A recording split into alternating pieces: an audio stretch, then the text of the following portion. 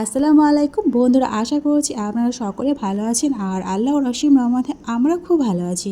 তো আজকের আমার রেসিপি হচ্ছে দুর্দান্ত স্বাদের কাঁঠালের কাবাব রেসিপি। সবাই তো মাংসের কাবাব রেসিপি খেয়েছে, তো আজকের আমি কাঁঠালের কাবাব রেসিপিটা বানিয়েছি। গরম গরম ভাতের সঙ্গে কিন্তু এই কাঁঠালের কাবাব রেসিপিটা কিন্তু খুবই ভালো লাগে। আর বিকেলবেলা যদি নাস্তা রেসিপিতে বানানো যায় মুড়ির সাথে কিংবা চা কিংবা কফির সাথে কিন্তু সবেতেই কিন্তু অসাধারণ লাগে। তো আজকের আমার এই কাঁঠালের কাবাব রেসিপিটা আশা করছি আপনাদের কাছে খুবই ভালো লাগবে। আর প্রথম থেকে শেষ অবধি দেখার জন্য অনুরোধ রইল। আর ভিডিওটা শুরু করার আগে ছোট্ট একটা লাইক দিয়ে শুরু করবেন, আশা করছি স্কিপ করে দেখবেন না। তো দেখতে পাচ্ছেন কত সুন্দর কাঁঠালের কাবাব রেসিপিটা, কালারটা কত সুন্দর এসেছে। যে জিনিসটা দেখতে সুন্দর সেই জিনিসটা আশা করছি খেতেও সুন্দর লাগবে, কথায় আছে। তো আমার চ্যানেলে যারা নতুন, তোমাদের যদি আজকের রেসিপিটা ভালো লেগে থাকে আর আমাকে যদি বন্ধু করতে চাও তাহলে প্লিজ সাবস্ক্রাইব করে আমাকে পাশে থেকে যেতে পারেন। তো চলো শুরু করা যাক কেমনভাবে আমি কাঁঠালের কাবাব রেসিপিটা বানিয়েছি। এখানে আমি কাঁঠালের অর্ধেকটা, ছোট কাঁঠালের অর্ধেকটা আমি কাঁঠালের কেটে নিয়েছি। তো এখানে কেটে বেছে নেওয়ার পরে এখানে কাঁঠালটাকে আমি শুধু জাস্ট সিদ্ধ করে নেব। এখানে না লবণ কিছুই অ্যাড করিনি, জাস্ট শুধু সিদ্ধ করে নিয়েছি। তো এখানে যে এক্সট্রা জল ছিল সেই জলটা ঝরিয়ে আমি খুব ভালোভাবে ঠান্ডা হওয়ার জন্য অপেক্ষা করার পরে আমি খুব ভালোভাবে ভর্তাটা করে নেব। এবারে ভর্তাটা করে নেওয়া হয়ে গেছে। এবার একটা মিক্সিং বোল নিয়ে নিলাম, তাতে আমি যে কাঁঠালের ভর্তাটা করে রেখেছিলাম সেই ভর্তাটা আমি এখানে দিয়ে দিলাম। দেওয়ার পরে খুব ভালোভাবে আরও কিছুক্ষণের জন্য ভর্তাটা মাখিয়ে নিলাম।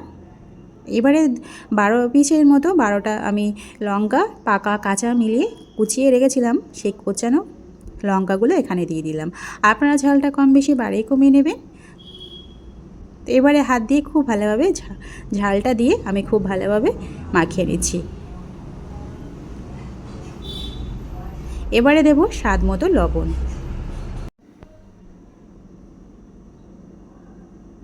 এবারে দেব হাফ টিস্পুনের মতো হলুদ গুঁড়া, আর দেব হাফ টিস্পুনের মতো ঝাল লঙ্কা গুঁড়া। আপনারা বরাবরের মতো বলছি ঝালটা কম বেশি বাড়িয়ে কমিয়ে নেবেন।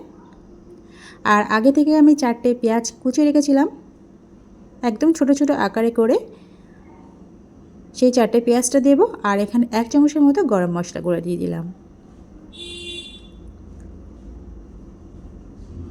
আর এখানে পেঁয়াজ কুচিটা বললাম যে কেটে রেখেছিলাম, সেই পেঁয়াজ কুচিগুলো দিয়ে দিলাম। আর 1 মুঠো মতো ধনিয়া পাতা কুচিয়ে রেখেছিলাম, সেই ধনিয়া পাতা কুচিটা এবার দিয়ে দেব। তো সব উপকরণগুলো দেওয়া আমার হয়ে গেছে। এবার আমি কাঁঠালের সাথে খুব ভালোভাবে মিক্সটা করে নিচ্ছি। তো বন্ধুরা, একবার হলেও বাসায় এই কাঁঠালের কাবাবটা বানিয়ে দেখবেন, কিন্তু অসাধারণ লাগে। আর যেসব বাচ্চারা খেতে পছন্দ করে না তাদের কিন্তু এই কাঁঠালের কাবাবটা খাওয়ালে তারা কিন্তু বুঝতেই পারবে না যে এটা কাঁঠালের কাবাব। তো এইভাবে ভালোভাবে মাখিয়ে নিচ্ছি। তো এখানে আমার মাখানো হয়ে গেছে। গরম গরম ভাতের সঙ্গে কিংবা সন্ধ্যাবেলায় নাস্তার সাথেও কিন্তু খেতে কিন্তু অসাধারণ লাগে। চা কিংবা কফি কিংবা মুড়ির সাথেও কিন্তু খুবই ভালো লাগে। তো এখানে আমার মাখানো হয়ে গেছে। আর এবারে আমি এই 4 চামচের মতো আমি এখানে বেসন অ্যাড করছি। এবার আমি আবারও হাত দিয়ে ভালোভাবে মাখিয়ে নিচ্ছি।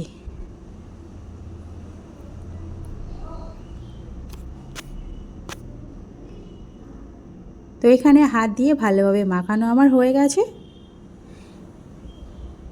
এবারে আমি হাতের সাহায্যে অল্প অল্প করে নিয়ে দেখলে বুঝতে পারবেন কেমনভাবে আমি বানাচ্ছি। তো এইভাবে হাতের সাহায্যে ভালোভাবে গোল গোল আকারে করে চ্যাপটা করে নিচ্ছি। এইভাবে আমি বাকিগুলো সেম প্রসেসে বানিয়ে নেব। তো আমার বানানো হয়ে গেছে। এবার আমি একটা যে পাত্রতে আমি ভাজা করব সেই এখানে আমি ফ্রাই প্যানটা নিয়ে নিয়েছি। আর এবারে তেল দিয়ে দিলাম। এখানে আমি সরিষার তেল দিয়ে ভাজা করছি, আপনারা চাইলে রিফাইন তেল দিয়ে ভাজা করতে পারেন। এবার আমি এক এক করে সব এইভাবে দিয়ে দিলাম।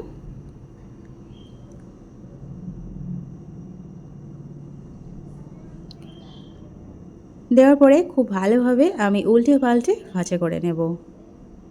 তো তো বন্ধুরা, আজকের আমার এই কাঁঠালের কাবাব রেসিপিটা কেমন লাগলো কমেন্টে কিন্তু জানাতে ভুলবেন না। আর লাইক করবেন, প্রয়োজনে শেয়ার করবেন বন্ধুদের কাছে। তো আজকে এই পর্যন্ত, আবার অন্য একটা রেসিপি নিয়ে আপনাদের সামনে হাজির হব। তো বন্ধুরা, সুস্থ থাকবেন, ভালো থাকবেন।